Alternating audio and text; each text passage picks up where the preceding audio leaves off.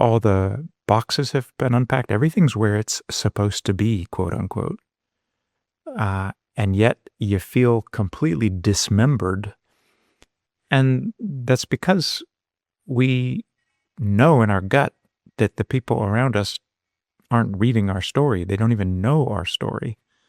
Our book of our life has been just shred in a lot of ways and scattered to the wind.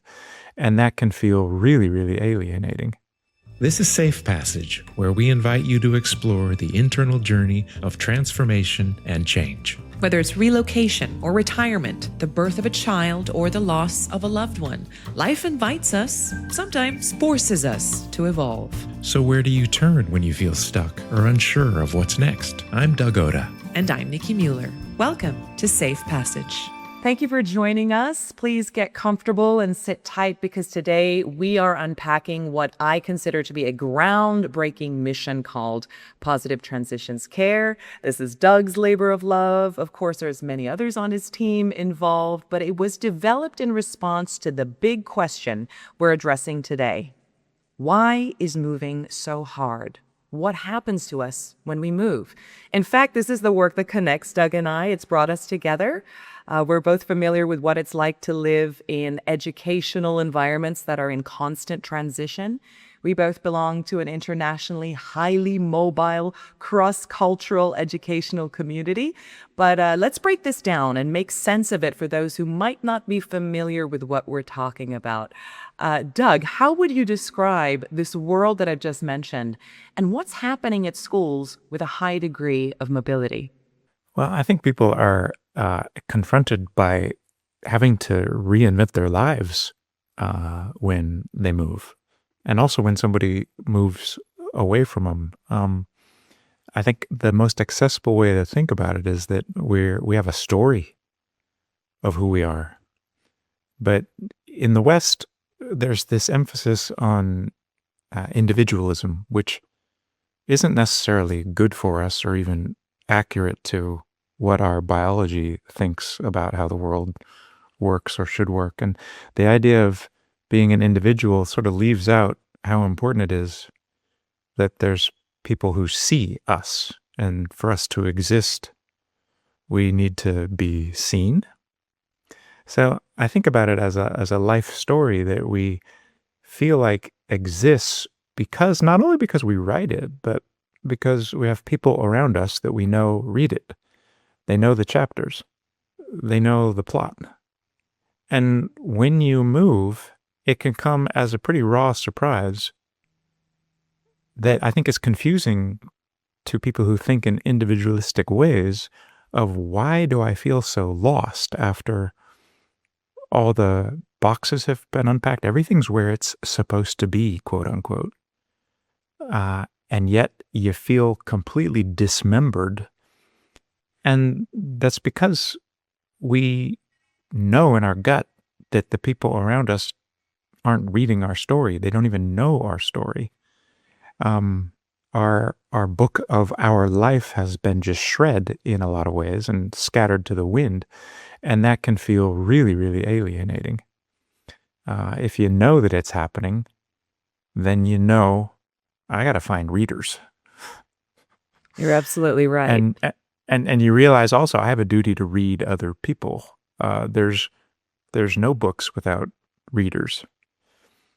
And we are not only books that get read, we have a duty to read other people and to see them too. It's a mutual interdependency. And that's where the health and the healing lies. And I guess we'll get to that. Absolutely. You know, one of the things I've always thought about in the work that I've done as a journalist or as a communicator, just sort of connecting with people for a living, is I felt that there's three things that we really want out of any exchange with another human being. It's to feel seen, heard, and understood. And what you're saying is when you begin again, your story has been cut off, and in your new environment, nobody's ever read it. And will they ever really want to go deeper? And that is absolutely one of the biggest things that I think people are feeling. And when we look at schools, which is also a very routine-bound, high octane, high pressure environment academically also. You're looking at students who are feeling a certain way, and then you've got parents and you have educators, and they're all in this flux. That's kind of what we're talking about, right? So you've touched on the human element, which is the most important thing because we're all humans, whether we move around or we don't. But in this particular, what some might call bubble of the international school community, it's a reality and it's on an explosive level that a lot of other folks living a different way may not experience. So for me, as a third culture kid, and I'm sure in one of our episodes, we'll look a little bit deeper into what that means and what's happening underneath the surface as someone like me and the millions of people like me who grew up this way. I know the term has expanded now to be more relevant and inclusive, that of cross-cultural kids. But in essence, for me, I spent the majority of my developmental years moving around a lot, schools, countries, friendships, communities, uprooting, beginning again several times before the age of 18. And I always say I'm very proud of this upbringing and very grateful. You've got a broader worldview. Everyone talks about resilience, adaptability, and cultural competence. But what you said about stories is interesting because for the whole of my life, I used to describe my life as a series of jump cuts, which is that film term. It's basically bad editing, right? It's when you go from one frame to another and it's really jarring. It's uncomfortable. And I always use that example of Halle Berry in James Bond coming out of the ocean. And then in the next frame, she's completely dry in her swimsuit. How is that possible? But really what I was describing was that lack of transition. And most importantly, the lack of transition support, meaning from one part of my life to the next part of my life with all of these moves, the story kept changing. The story kept beginning over again. It was never linear. So I really love that you used that as a way to kind of launch us into this chat, because the truth is, nobody was talking about what we were feeling for so long. And I think that's where the impetus must have come for you, Doug, to really create this incredible labor of love, positive transitions care. Let me ask you this, Doug. How many years of experience did you have at the American School of The Hague? 17. 17. And many of them you were a guidance counselor, yes? And Yep. And you have a private practice as a psychologist, and you've reflected that thousands of people have actually let you into what you call their inner sanctum of their experience, which I think is an incredibly rich source of information and very valuable, because many of us may have felt this flux, this drift, the limbo, and the rootlessness. But Yeah. very few of us have actually done something about it. And that's where you come in. So when did you know it was time to make sense of and support people whose world feels like it's been turned upside down? Well, a couple of things. I think there's been a lot of people trying to work on this for a very long time. So I'm part of a movement that goes back indefinitely. And I've had incredible mentors that I've learned from, who've had incredible mentors that they've learned from. So I think a lot of us have been working to bring this to the surface for a long time. And I do think there's been sort of a sea change in the last decade and a half, that it is on people's radar more. Your question, I think, specifically is like, when's the first time that I honed in on, wait, this is an issue? And we'll get to this throughout this podcast, but I mean, this goes all the way back to when I was a kid. But the story that I'll focus on right now is when I was a freshman at Princeton, and I was completely miserable. And that wasn't because of the university. It was because of all the things that hadn't happened, that didn't have names. Everybody had focused on the incredible opportunities that I was going to have, how lucky I was. And in fact, I'd spent 18 years thinking that if I got there, okay, we have it made now.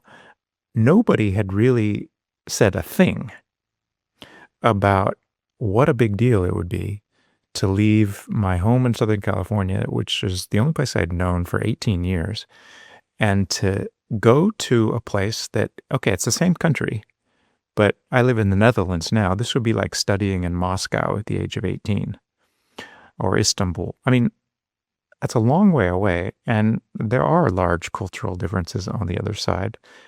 to say nothing of the fact that nobody I knew was there. I was dropped off and, go and have a successful life. Okay. And the university had a great orientation program, but I think there was so much focus on how lucky people were to be studying at places like that, that there was little room. It was rather black and white, little room for what are the hard parts of doing something like this.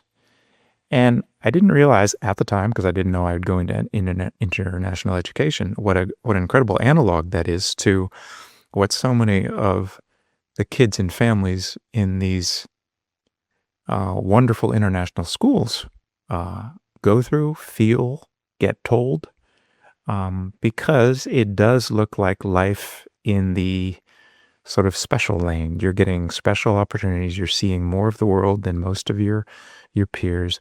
Aren't you lucky? Well, yes. And isn't it going to be challenging? Isn't it going to be hard to leave all your readers behind? What I know is that I was standing in the scene I will never forget is being in the dinner line at Forbes College, Princeton University, feeling so utterly anxious and bewildered and depressed, but I didn't even know what those words meant because nobody in my secondary education had ever talked about mental health. What are the components of mental health? What does social connectedness have to do with being healthy as a human being in the United States? It was all about, and I think very much still is all about, who are you? What are you going to do in the world? And not what do other people bring to you and what do you bring to other people? Now I'm being rather simplistic as I say that, but that was the simplistic way that I was educated up until 18. We didn't have a counselor at my high school. There was no social emotional Learning. education. Yes. You made it to the big leagues, then you go off and you do great things. Well, have a good life. That's the thing too. And it's Princeton. It's academic rigor. You're lucky to go there. And yes, you belong there because you've made the cut. But to stay there and to perform at the level that is required of you at a college like where you were at is huge, whilst all of these other emotions that you've just described are actually bubbling underneath. How can you have the energy to perform when all of that is brewing? Exactly. And so this was my international school experience in a certain way, because not only everything that you just said was true, but it was also sort of not done to be anxious or depressed when you're at a wonderful place like this. What are you doing wasting your time? And there's a lot of forces, I think, probably just helping everybody cope with the situation, but repression is not a great way to cope. And I'm not saying it works like this anymore. I certainly actually hope not. I think, for example, the Council of International Schools has done great work getting transitions education and the importance thereof into higher education. And but it's going back to the Stone Age of the early 90s, and this is what my experience was. In this book that you've written, which is really such a beacon, Safe Passage, How Mobility Affects People and What International Schools Should Do About It. Those of you listening can't see, but there's a lot of notes. And this is worn and weathered and loved hard by me, Doug. I just wanted to say to you, if all you've done in this life, which is more than most people that I know, if all that you do in this life is research, write this book, publish it, it's the greatest gift you can give to the world. I think this has been transformative for me. And for those of you that are listening, if you haven't picked up a copy, we're going to make sure that we're going to put a link to this book in the podcast notes. But I just wanted to tell you that. And one of the things here is that we know Thanks, whether Nikki. you're, of course, this is you. That's This is incredible just really work. neat to hear. Yeah. Incredible work. But whether you're moving to another state, as Doug did, or to a new company, or a new position, a new working environment, or moving to another continent, I think we make the case, and you make the case very strongly, Doug, that mobility affects everyone. And you've just talked about, for you, it was around 18 years old, and you were raised in California. So perhaps you didn't have that high mobility in your developmental years, but it was a huge impact, which just shows that it affects us all, no matter what, whether we're moving once or whether we're moving 200 times. But particularly for students and children who experience mobility in a compounded way, it's intensified over a very short period, a very important period of their life, those developmental years. Talk to me about that, though, that the formative years, because we hear people talk about it. What age bracket first defines this crucial stage of development when we say developmental years? Well, you could slice that all the way up to 25. You could slice that focusing on the first, infant mental health years, 2 to 3 years, and everything in between. I think it spans that entire time. And the reason why it's important, and I would say it becomes sort of decreasingly important, sort of, if I could make a graph, kind of logarithmically dropping off, where the earlier, the more important and the more formative. And the further you progress, still important, but less formative. And we're never a closed book and finished. So those of you who are in your 40s or 50s like us, you're still producing new neurons that are looking for work. And our brains remain plastic, but they're just extremely plastic in the beginning and decreasingly so. The reason that it's important is because you're discovering how the world works, or at least how you think the world works. And your brain is going to adapt to that. Our brains can adapt to a whole lot, almost everything. And they'll get good at what you or your environment asks you to get good at. And the way you learn to cope with these changes and what they do to the affectional bonds in your life, your human connections, and the losses of those bonds, the changes to those bonds, you're learning your playbook for how to deal with that during this flexible time. And that's largely going to be the playbook you stick with for the rest of your life, unless you actively work to change it via very mindful practices, therapy, important, formative, shifting relationships that still shift the basic sort of map that you started with. But this is why I think what's happening in schools is so important, is because this playbook is important for the rest of your life.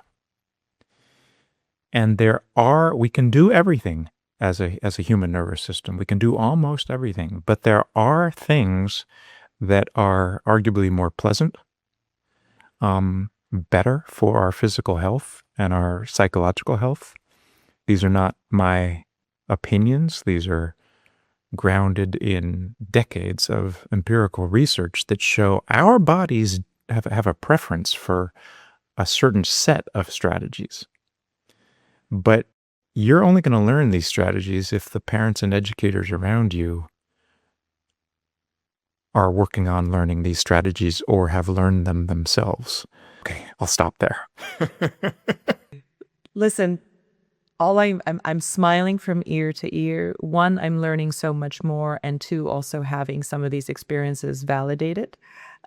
Because you're right, the playbook, when I look at what's my playbook as a result of being highly mobile in my developmental years, and one of the episodes, we're going to definitely deep dive into our attachment styles and our relationships with people. You mentioned on that, you touched on that. What is my relationship like with friends and environments and places? If you're so used to beginning again, do you almost feel like, and this sounds terrible, but like relationships can be dispensable? I can start again. Do I invest heavily in a new friendship if I know that it's just going to be removed at some point? There's a lot of stuff there. But that's, I guess, where positive transitions care really comes in, where that support through these foundational years really matters, because we're learning how to interact with the world and understand the world and our place in it. Now, one of the things that you write is that when our lives and worlds are disrupted by a move, whether in childhood or adulthood, we might physically arrive in the new destination, but it could take several months for our psychological self to fully arrive. Tell me more about that.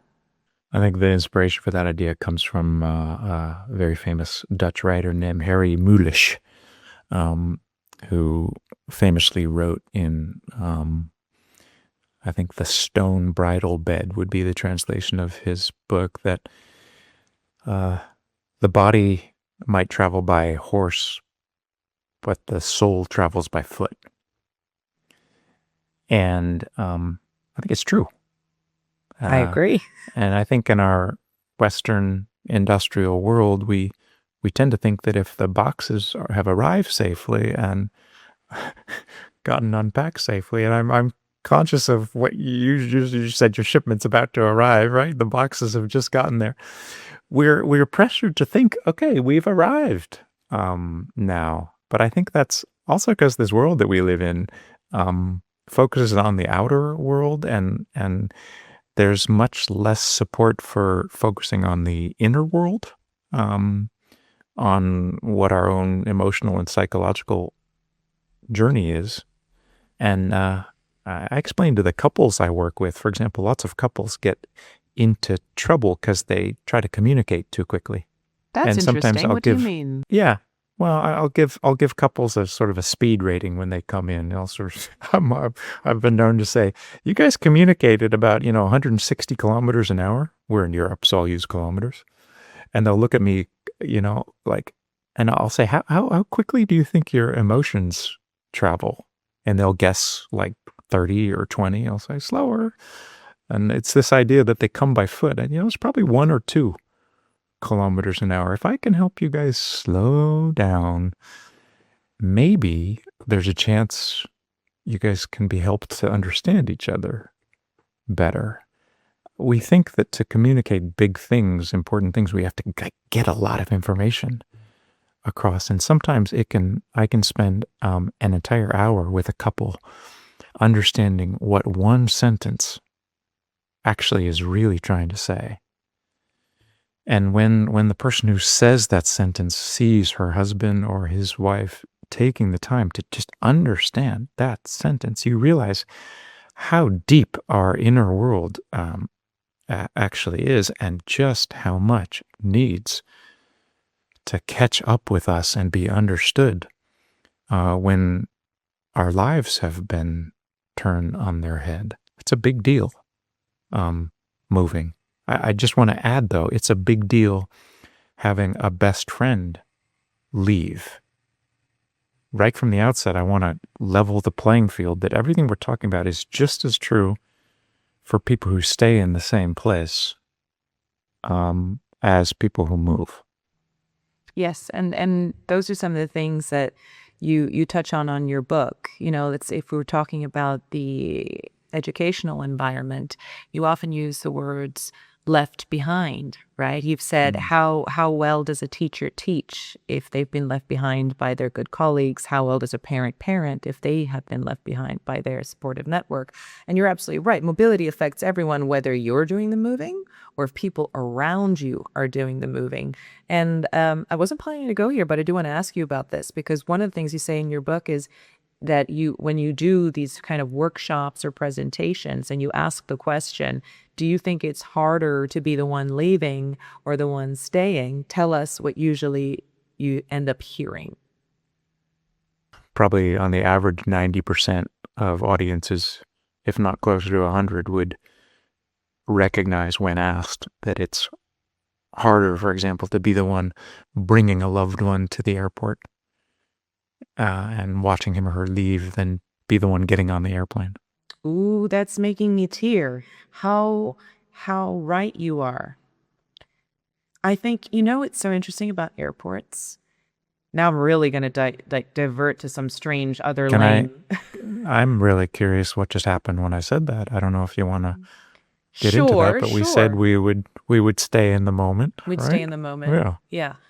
No, I think for me, moving around a lot, but I'm also the product of two very wonderful humans, my mom and dad, who divorced when I was 7. So when I was 7, my dad moved away, far, far away to another continent. So I would say those years between 7 and 14, I saw him twice a year. It wasn't as affordable to Wow. travel as it is Yeah. now. So I'd see him in summer holidays and Christmas holidays, and airports were hard. Airports were Yep. hard, whether it was me leaving or Yep. him leaving.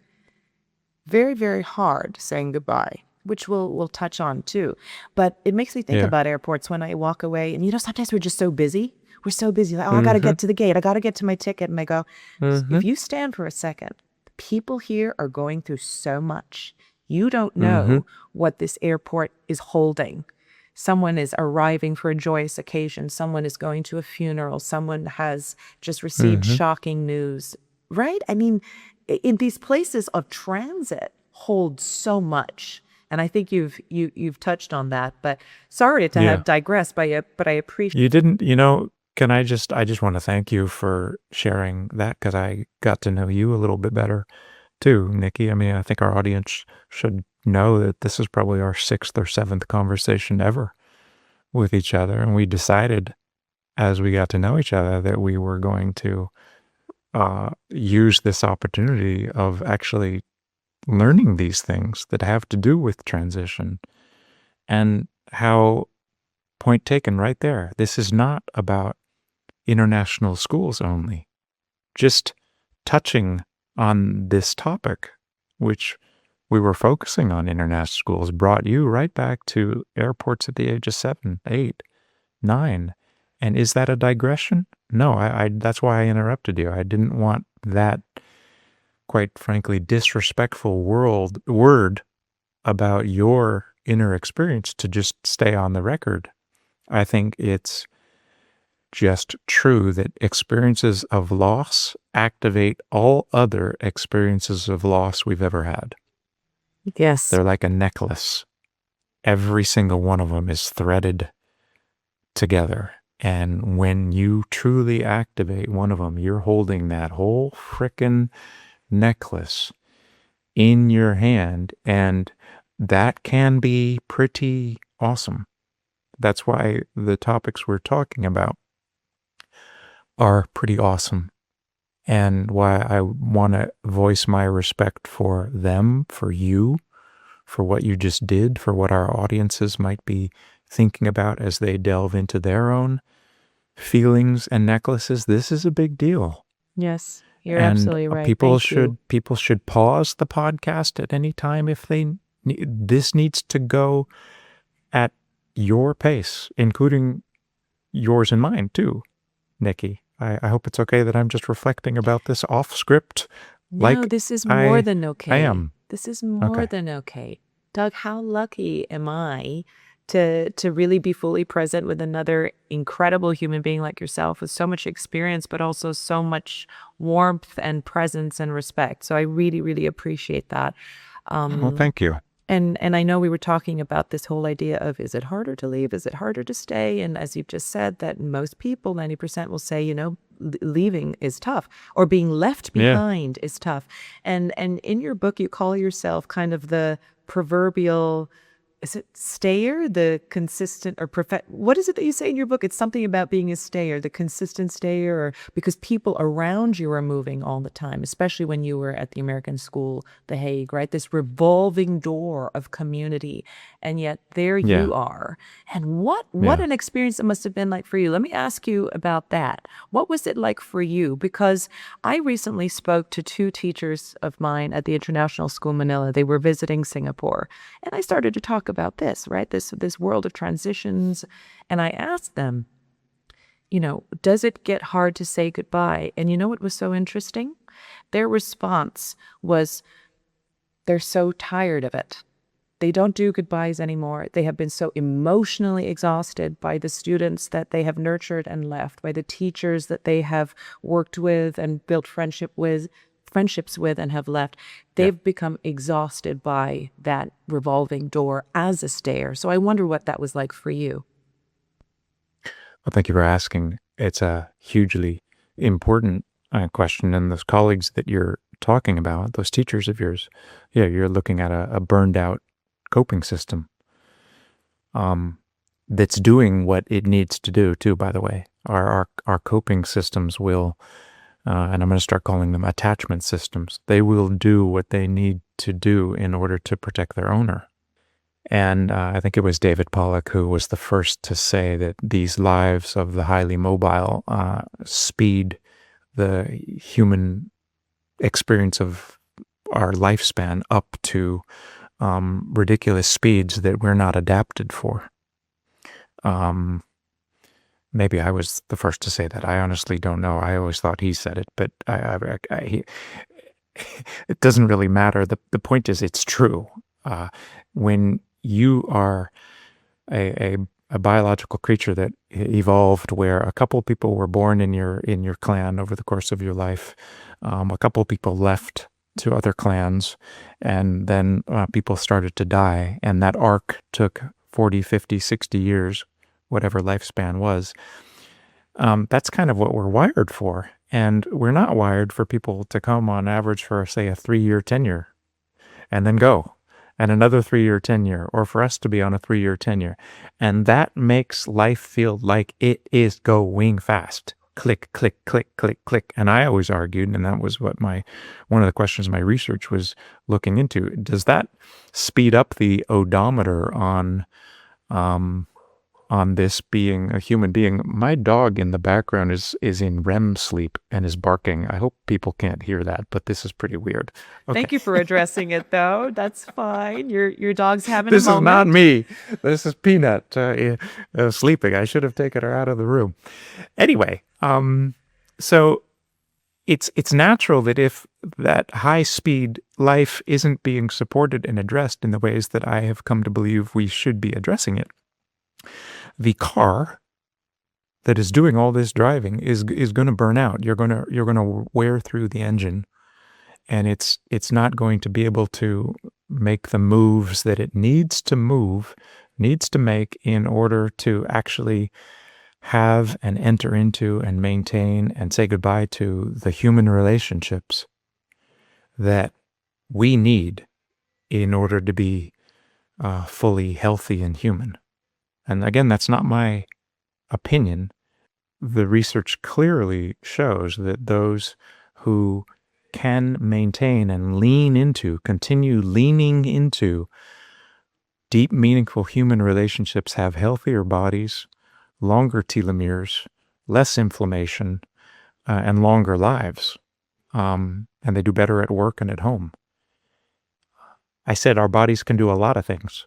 They can survive all the other things that life might throw at us if they have to, but this is what I would argue our bodies and our psyches prefer. Thank you for that, Doug. I think it really hits the nail on the head and explains why there is such a fatigue and a burnout and exhaustion, as what you mentioned.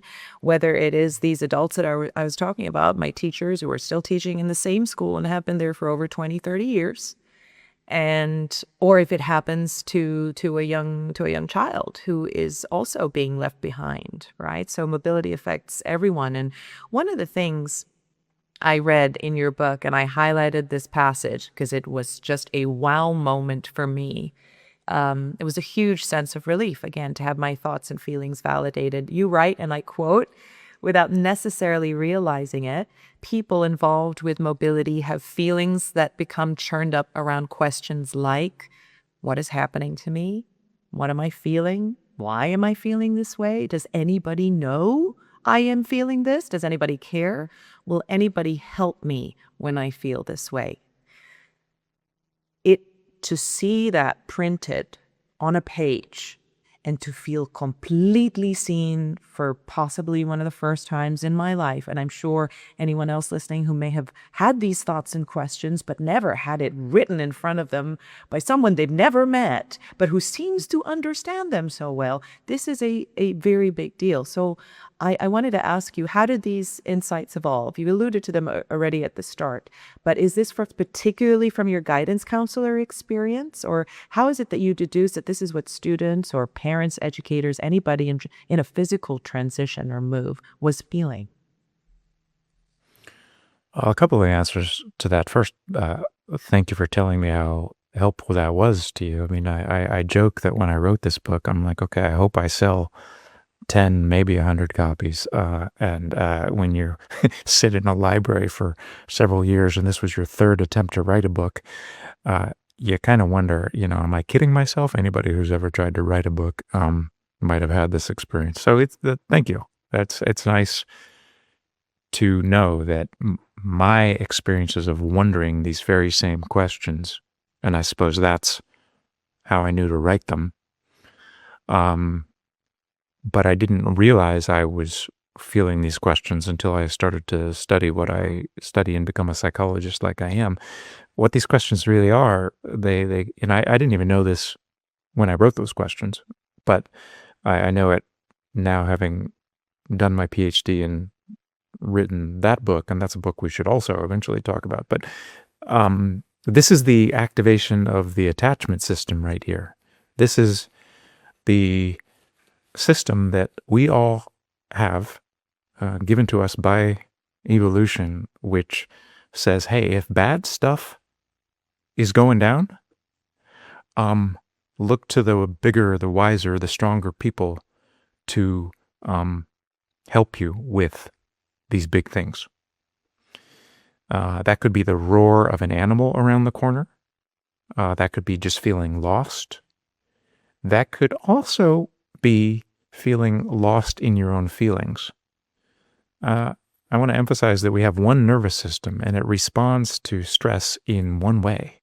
It doesn't have different responses for a tiger, or for being alone in an alley, or for feeling overwhelmed by big feelings that feel like they're creeping around the corner. They all activate the attachment system. Kids don't know that. They don't say, Mom, Dad, my attachment system's activated. Can you come and help me? Kids don't say that at school to their teachers. It's up to the big people to notice that attachment systems are signaling and to do something about it. That requires, though, that we're comfortable with our own attachment systems and that we've had experience with bigger, wiser people in our pasts that responded to us sensitively. And if we didn't, we might cope with other people's attachment systems in the same way that we learn to cope with our own. Like, let's just shut that baby down and get back to your book. Why are you on your phone? Don't talk to me like that. These kinds of things, instead of being curious about, wait, what's happening, sweetie? Why did you just suddenly get so mad? What's going on here? Let's figure this out. Being curious, being able to be curious when these big feelings start to show up so that we can help the little people with them. Because here's the tragic thing. If kids are feeling these questions, and they, again, to emphasize, they are not feeling this consciously, but they are asking these questions. Yeah. And they're wondering why. I'll put a card of mine on the table, Nikki, to stay in the same suit. When my dad left our family at the age of 3, when I was 3, and I wondered, why are my parents splitting up? This is why I explain to parents who are divorcing, you have to tell kids that it's not their fault. You must explain to kids that the love you have for them as a child is a different kind of a love than the kind you can have for a romantic partner, which unfortunately, if we don't take good care of it, or if there's too many other issues, it can get damaged and even break. But my love for you, sweetie, can't break. If kids see their parents divorcing and nobody's talking about their big feelings, why is my family falling apart? Why is my dad going away? I'll put another card on the table, Nikki. My dad moved to the other side of the country at the age of 5, 6. All of a sudden, he was not just out of the house and I see him every 2 weeks. I'd see him also maybe twice a year. Why is my father moving so far away from me? That's a big question like this, what is happening to me? What am I feeling? Why am I feeling this way? And if we're not careful, kids and students who are not met sensitively at moments like that will start to wonder, is it maybe my fault? Am I just having feelings that other kids aren't having? Because they all seem to look like they're doing okay. Am I just I don't know, is it my fault? Am I a loser? Can I just not deal with it?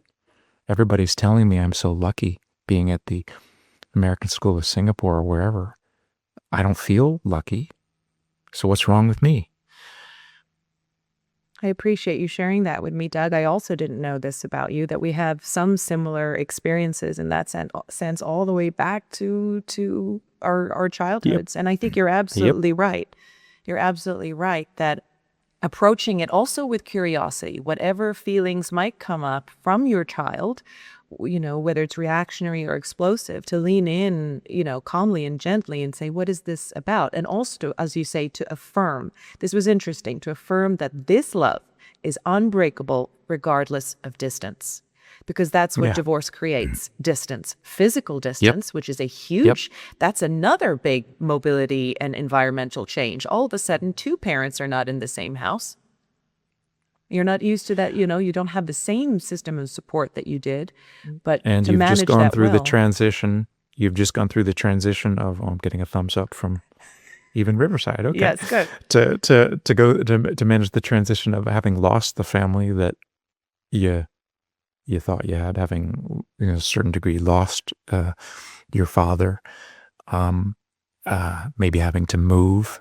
In some cases, a divorce can bring also the change of school. And sometimes, that's why I want to emphasize, we're only focusing in these first episodes on the change of school. And I'm accidentally, but maybe intentionally, invoking all the other transitions that could be actually playing out in these Life kids' is lives. not linear. right? And it's No. exactly. And all of them happen at the same time. It's not like Yeah, you can deal with oftentimes they one do. transition and then You tomorrow I'll can't deal say with that's the enough next. life. Yeah, It's got other plans. yeah. But Yeah. you're absolutely right. I think the questions, I mean, you brought them up. You said what a child might be thinking and looking around. It was so interesting you used that. You said, I'm looking around and they seem like they're doing all right. This is something that you touch on, and the work touches on, this idea of resilience, right? Kids might look like they're doing okay. And we say, wow, they've bounced back because kids are resilient. This is what they do. But just because they look like they're doing okay, does that actually mean that they do not have these huge burning questions that you have just somewhat outlined for us? And that's why it is so important to keep those conversations open with your child, whether it is they're moving school or now our family unit looks different, right? It's important to ask questions and to keep that line of communication open, because what you see is not necessarily what's really going on. Yeah. It's a loaded word too. It doesn't have to be. Resilience is a good thing. But if a parent needs their kid to be resilient, that's a different kind of resilience. What do you mean by that? Kids will be resilient. All human beings will be resilient when they have what they need.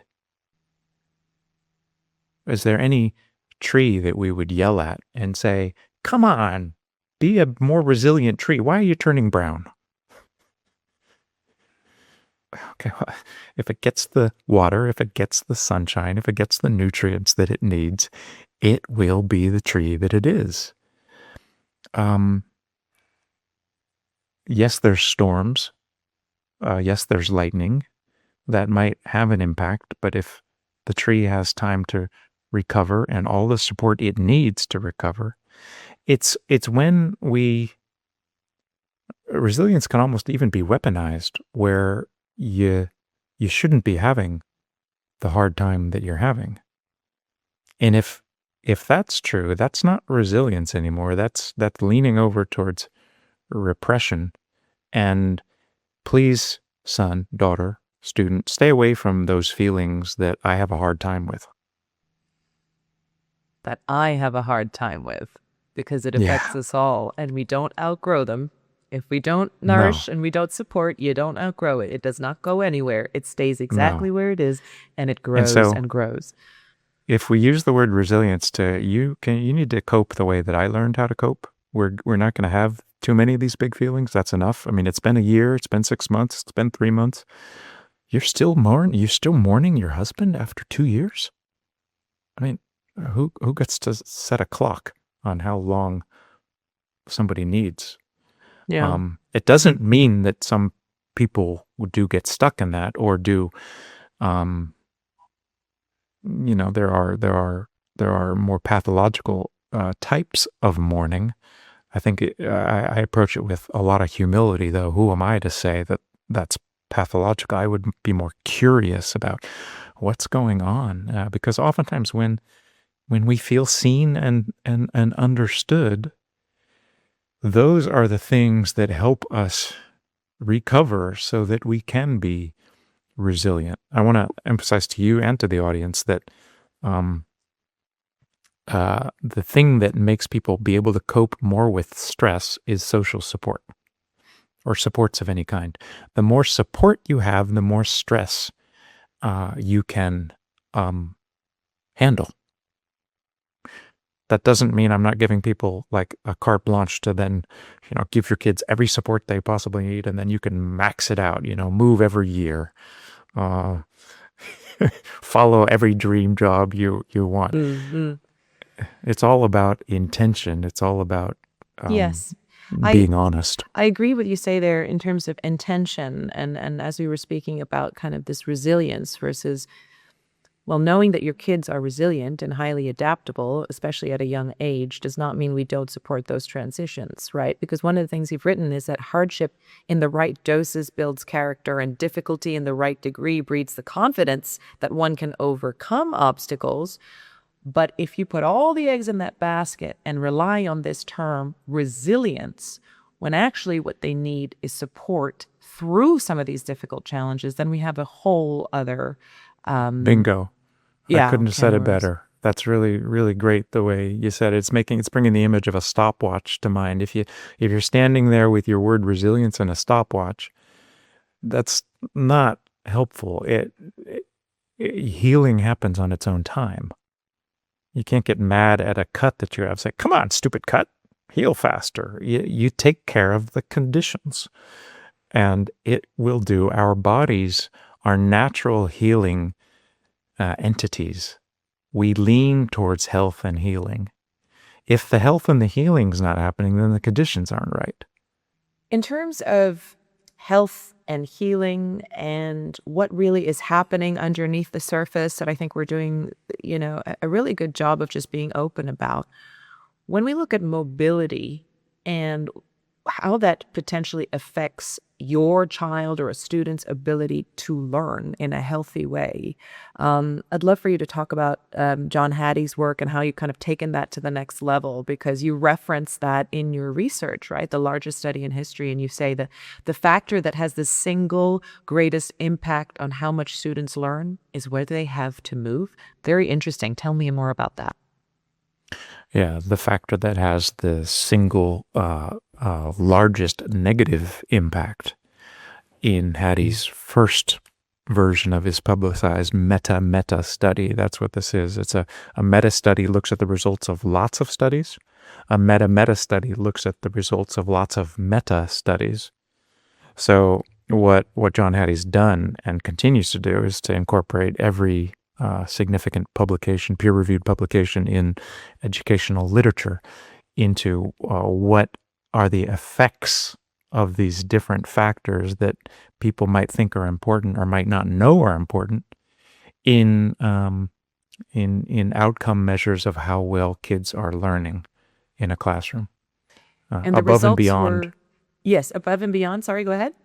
above and beyond ripening, because if you just leave kids just to grow and feed them, they'll get better at thinking and smarter too, because there's just a biological growth process happening underneath the surface too.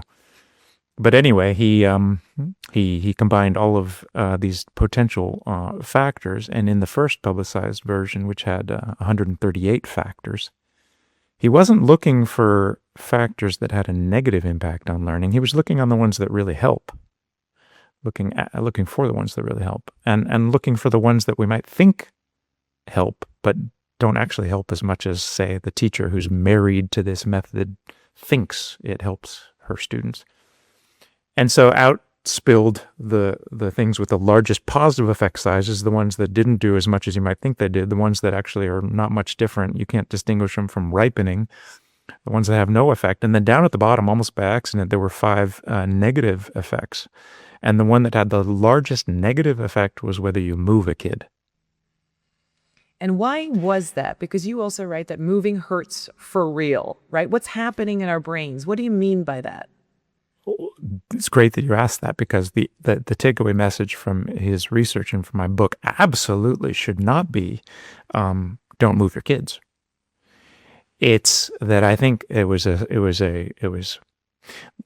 real finding he was finding was that it was moves that aren't supported hurt educational outcomes. And why do I say that? Well, that's because certainly at the time of his book and mine, and continuing still to this day, the vast majority of schools, because let's remember, we also have national system schools that don't have this on their map at all, even though kids move amongst national systems and in school districts all the time. This has not even ever been considered by many educators. And it's always been part of our calling at SPAN, and with Ruth Van Raken's encouragement right from the beginning. This has to get onto the national agenda too. And something like COVID and what it did to the world gave a jolt to the world in that direction, that wait, this is an issue. We'll get to that in maybe a future episode. But Hattie found what he found, I argue, because all of these findings primarily are based for that 99.9% basis on schools that aren't managing mobility in any significantly helpful way. And I think that's sort of how you phrased it, right? That mobility doesn't hurt learning. It's unmanaged mobility that does. Correct. And that's very much the basis of Correct. your work, and of course that of SPAN. So Safe Passage Across Networks. This is the organization that is your brainchild. Of course, you have lots of support as well, but that is your brainchild.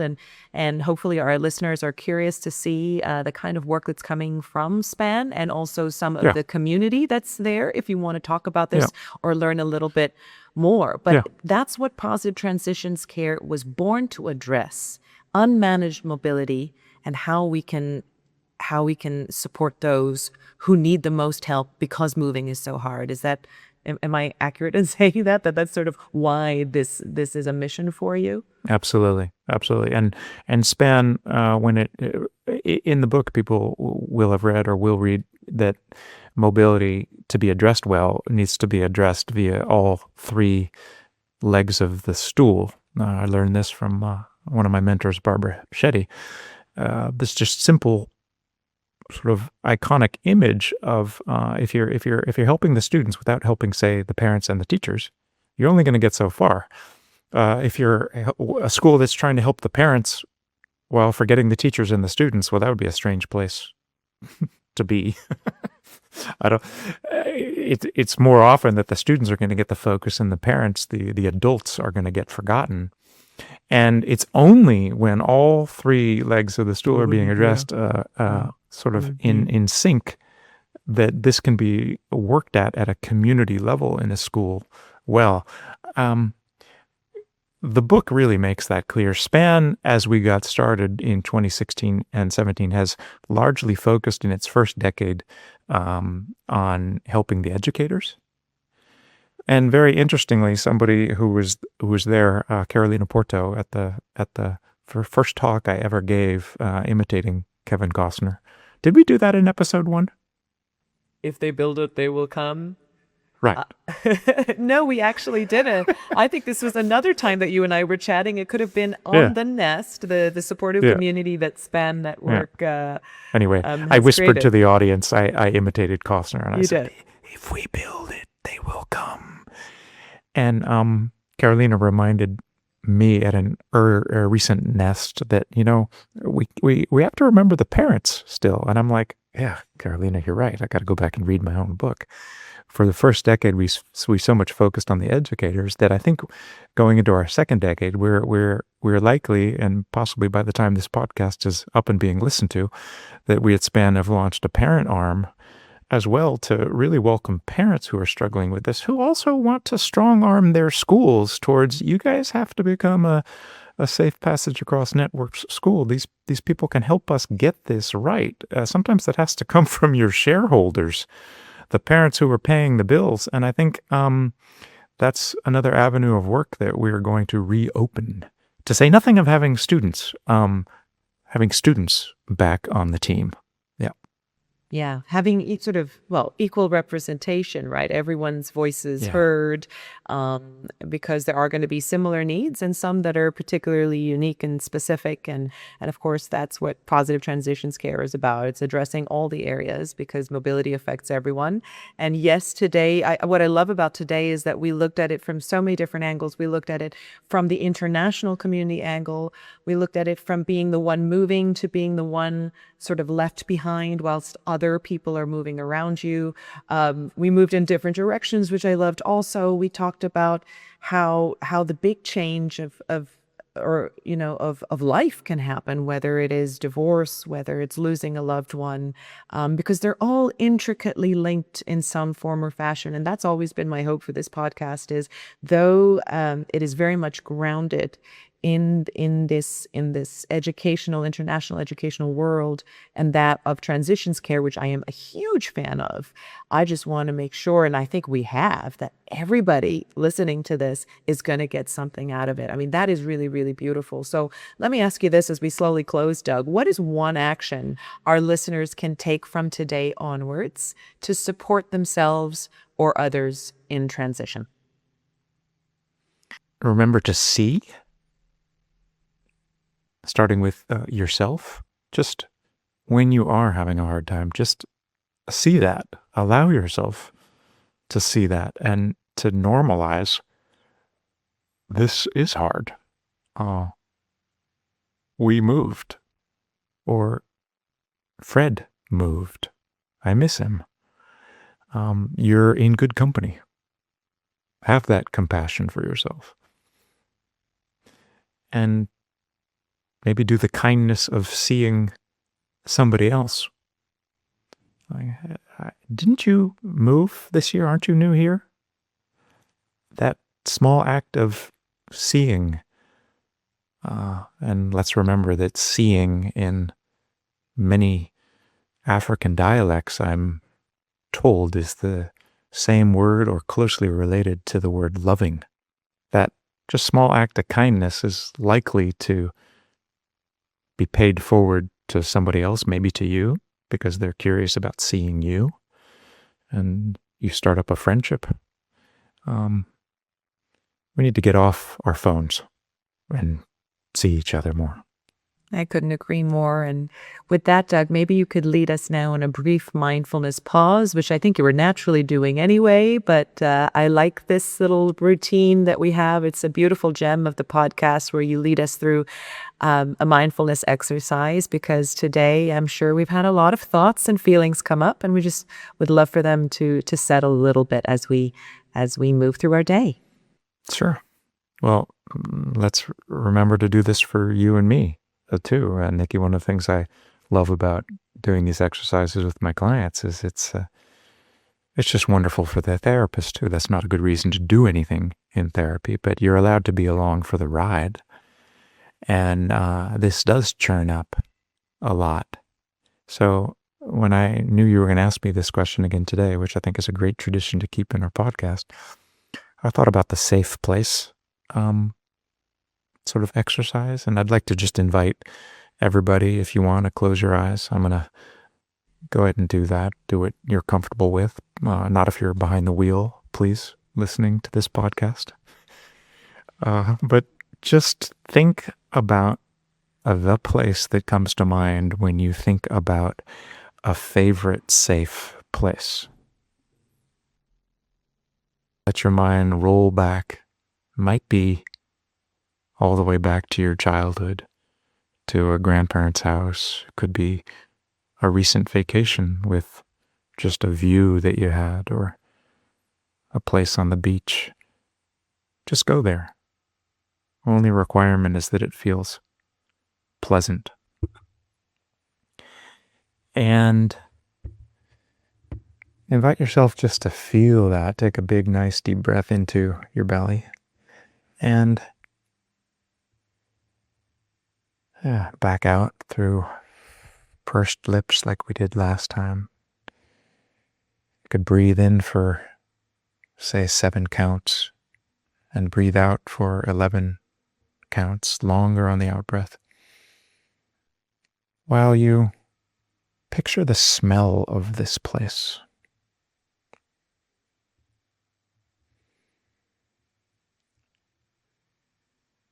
And on the next breath in, see if you can hear whatever sounds you hear in this safe place.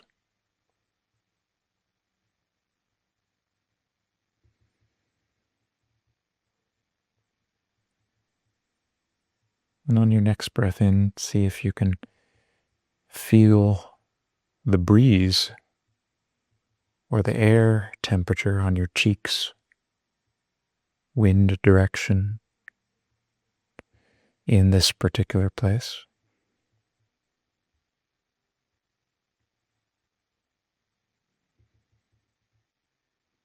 And lastly, on this next breath, just feel the feel of this place underneath your feet if you're standing, underneath your hips and your glutes if you're sitting. Maybe you're even laying, so you can feel it across your entire lower body. And allow yourself just to soak up the safe wonderfulness of your safe place. And on this next breath, just breathe in and say, "This is my safe place." And as you breathe out, say, "I'm safe here." And see if you can feel whatever feeling this is in your body. You might feel something in a particular place, or you might just feel a calm quiet throughout your body. Just don't try to put words to it. Just see it, feel it, and know that you carry that with you, and that you can always go back here anytime you want to, including just by rewinding about 5 minutes and doing it tomorrow morning or some evening before bed. There may be turmoil, but we can find our center, and it's important to stay near it because it's there waiting for you. And so gradually I'll open up my eyes to let Nikki know I'm done, and we'll come back to the end of our meeting. Wonderful. Thank you so much, that? Doug. I loved okay. that. I loved that. I never really thought about that. Where is my safe place? It took me a while to figure out, whether it was a holiday or a park that I've been to or one of the many countries I lived in. It took me a while to try and figure out an image, but I got there and it was beautiful. So thank you for that. And for those of you listening, I imagine that the thoughts and feelings have come up around your own needs of support in times of transition. Maybe some memories have crept up. Our sincere hope is that in our small way, we've helped you to feel seen, heard, and understood today. So till next time, thank you for joining us on Safe Passage. Thanks, everybody.